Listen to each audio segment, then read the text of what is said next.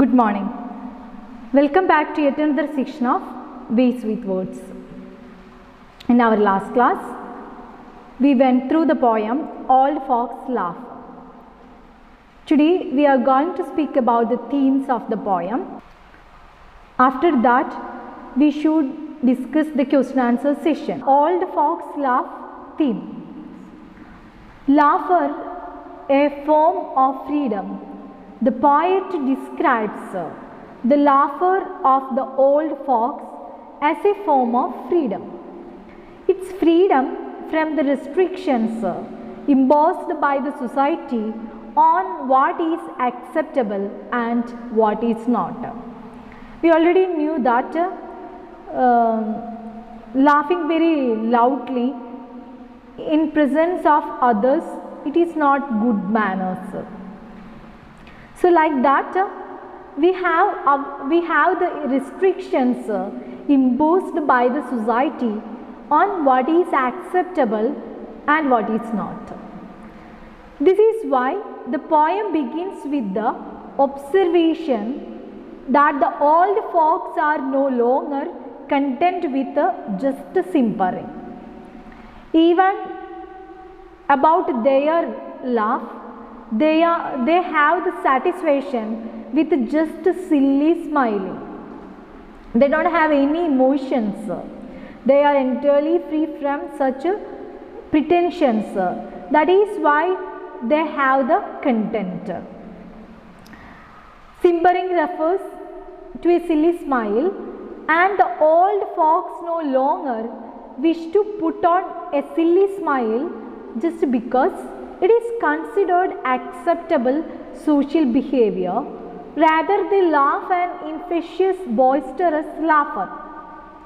Their laughter is also a way to exercise the freedom of their body, not to mention freedom of expression, for they laugh without caring about their appearances. I think all of you remembered well. That's why when they are laughing, their bellies, it started to move up and down. Okay, the sound of the laughter, it is just like a tambourine. Thus their bellies jiggle and the sound of their holler rises while their heads wobble on their neck. It is also freedom from the eventuality of the pain of death. One always imagines death as being painful, but the struggles endured through life have taught the old folks to accept death too as part of life. I told you it is very difficult to call death as dear, but at the same time there is a reality through the death we will get the entire freedom from our life. So that's why all people, they are ready to welcome death. They are ready to accept death too as a part of life. They see it as one more hurdle that they must cross, which enables them to accept death with the same laughter with which they fought many a life's battles. Actually, we discussed the poem in detail in our last class. Then I want to speak about the poet's intention in this poem. The poet's intention is to convey the value of certain characteristics of all people. For example, the wisdom, knowledge and experiences that they carry with them. The poet's intention is also to comment on the idea of death and to explore the way that old people in her poem feel about death. This means that aging and death are major themes in these poems. We already understood she had a list of themes She used all these themes in her works. I think all of you remembered well: identity, family, racism, and gender. All these themes she already used in her works. Here we can see the theme aging and death. On a deeper level, however, the poem is also intended to comment on life and the way people deal with it. A major theme in the poem is people's ability to be joyful and to be human, in spite of life filled with hardships and suffering. Then I want to speak about the structure of the poem. The poem is written in free verse. I already told you in the beginning. There is no rhyme or fixed structure. Punctuation is used as in normal prose. And the poem is written in a few simple full sentences. There is no considerable variation in the length. Large parts of poem are written in short lines using enjambment. I think all of you remembered well, we also talked about what it is enjambment or run-on lines. The variation between short, medium and long lines can be said to mirror visually the rising and falling sounds of laughter with high peaks and low troughs. In addition, the if is a contrast between long and short sentences. The tempo speeds up in some sentences or parts of sentences and slows down in other parts. This changing tempo and rhythm can be sent to mimic the irregular sound of laughter. It also has an effect on the tone of the poem, moderating a playful tone in certain parts and enlivening a serious tone elsewhere. The poem opens with a sentence spanning the first 6 lines, introducing all the people having finished with simpering and false smiles. False smiles in the case of holding their lips. I told you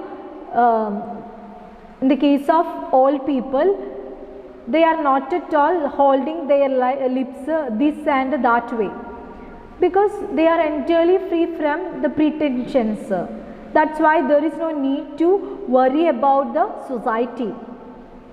The lines that follow confirm this by describing the freedom and joy with which all people laugh, letting it spill over any way they want. I think if you remember this line, I told you the figure of speech metaphor is used in this line. Presumably because they have no time for falseness or pretension and are wise enough to know how to really laugh. For them, there is no need to pretend because they are very wise people because of their memories. They are blessed with good and bad memories throughout their life. So they are very wise enough to know how to really laugh. I just went through the details of the poem, that's all. Now we are going to discuss the question answers in the poem. What did the poet mean when she says, they spend their content of simpering, holding their lips this and that way, winding the lines between their brows? The poet suggests that most people spend their time holding their lips or tongues, as this causes the many wrinkles on their brows. It is stressful to forever holding back lest one offends someone. The old folks, however, have reached the stage in their lives when they no longer need to do this. They are now free to say whatever they like. Old folks allow their bellies to jiggle like slow tambourines. Comment this rather quaint expression. The poet possibly wants to create a pleasant sound to these lines. The old folks' laughter makes their bellies wriggle and bounce, but there is a note of happiness in this as well as, and it's a pleasant sound hearing old folks laugh. The howlers rise up and spill over any way they want. When old folks laugh, they free the world. What is meant by howlers? Howlers usually means shouting out. In this poem, however, it means that the old folks' laughter is loud as if their laughs itself is shouting out. Comment on the lines. The howlers rise up and spill over any way they want. Just as the old folks have stopped trying to please everybody, so have they stopped trying to laugh politely. Now they just laugh anyway they want and as loudly as they want. What does the poet mean when she says, when old folks laugh, they free the world? Just as old folks free to laugh as they wish, so their laughter itself is refreshing. It is such a pleasant thing to be with people who really enjoy themselves and don't mind other people seeing it. Explain why spent is important to an understanding of the poem as a whole. The focus of the poem is on people who have lived their lives and have now reached old age. They have stopped trying to please others or doing what is expected of them by society. Simpering suggests artificially amiable behavior. That means friendly behavior. They have spent their supply of simpering and what it suggests. What impression is created in old folks allow their bellies to jiggle like slow tambourines. The curing of their bellies like tambourines suggests that their freedom to laugh as they wish. They have the freedom to enjoy their laughter with no concern for appearances. They engage in the joyful sound of laughter, which is linked to the joyful sound of tambourines. The howlers rise up and spill over any way they want. Discuss the effectiveness of one of the figures of speech in the above lines. Metaphor. The howlers or loud yells are compared to liquid overflowing. This highlights the excess and exuberance in their laughter. The joyous sounds grow louder and louder. We can also use personification and onomatopoeia with these lines. In the case of personification, it is as if the howlers are able to freely exercise their right to rise and spill over at will. They seem to have the power of choice. Their joyous sounds are not restricted in any way. Then we are going to discuss the textual questions. First question, what is the shake of the bellies of the old folks compared to? The shake of the bellies of the old folks is compared to the sound of tambourines. Name the most popular autobiography of Maya Angelou. I Know Why the Caged Bird Sings. It was published in 1969.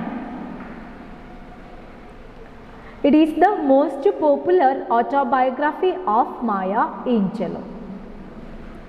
Complete the line, when old folks laugh, they consider the promise of dear painless death and generously forgive.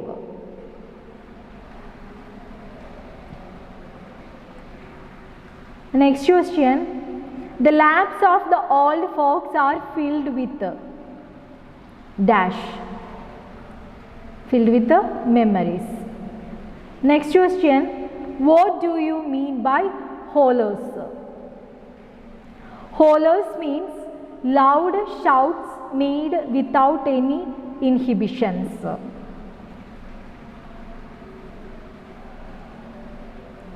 The loud laughter of the old folks, as if their laughter itself is shouting out.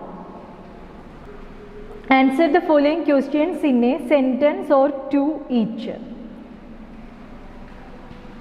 What does the poet mean when she uses the word simpering? Simpering means a silly smile that contains no emotions. Here, the poet means that the old people no longer need to pretend to smile like young people do as a part of accepted social behavior. Instead, they laugh vigorously.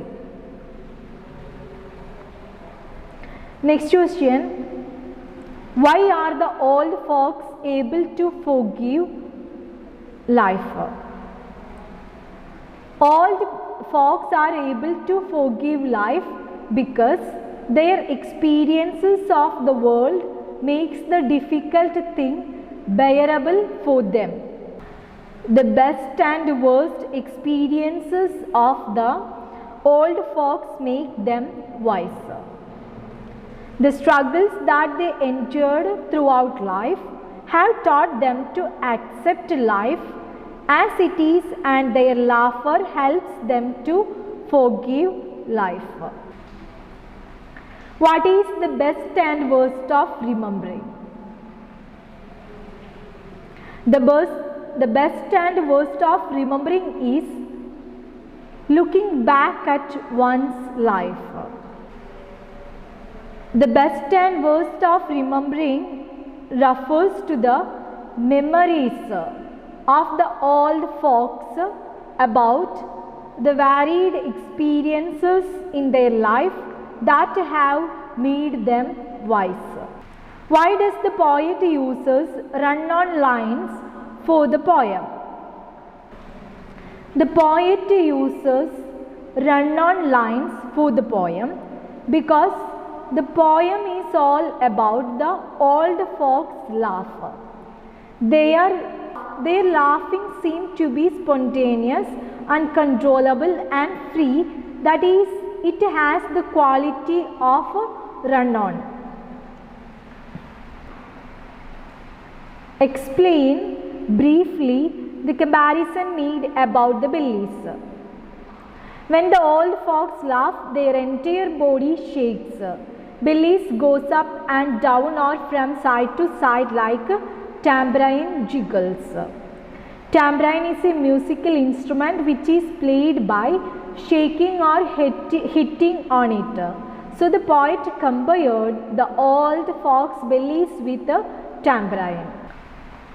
Answer the following questions in a paragraph, not exceeding 100 words each. What images of aging do you see in the poem? In the poem, there are many images of aging are seen. First of all, when the old people laugh, their bellies jiggle like tambourines and don't care for manners, so they laugh loudly because they are not worried about the opinions of people. Another thing is that when they laugh, there is a saliva glistening on the corners of the mouth, and their head wobble and necks brittle, which is clear indicating of aging. Being experienced ways of the world, they have learned to laugh at the good as well as the bad experiences of memories. They laugh loud because they know that their suffering is soon coming to an end. These are the physical and mental features of the all people described in the poem. Okay, next question.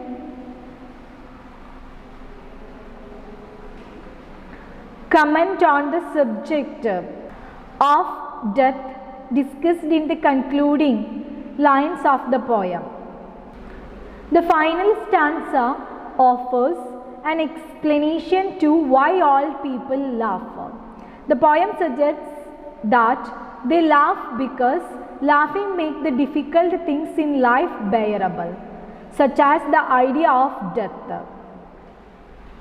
Man's life is a fight to escape from the catch of death. In order to survive, life itself becomes a struggle, and man neither gets enjoy all his life nor accept the pain of the inevitable death. However, according to poet, laughter is what enables the all folks to accept death, which the poet refers to as dear painless death. They laugh because their experience of the world made them to forgive life for the hardship it has caused. Why does the poet calls death dear and painless? The old people have thought over the certainty of the death. Death is considered as the enemy of man. Old age is often a difficult time to live. The poet has already told the physical condition of them, which suggests that the nearness of all people's death. Death is important to them. With it comes their relief from frailty. Deer also are thus at peace, and they want dear death to take them to a painless world.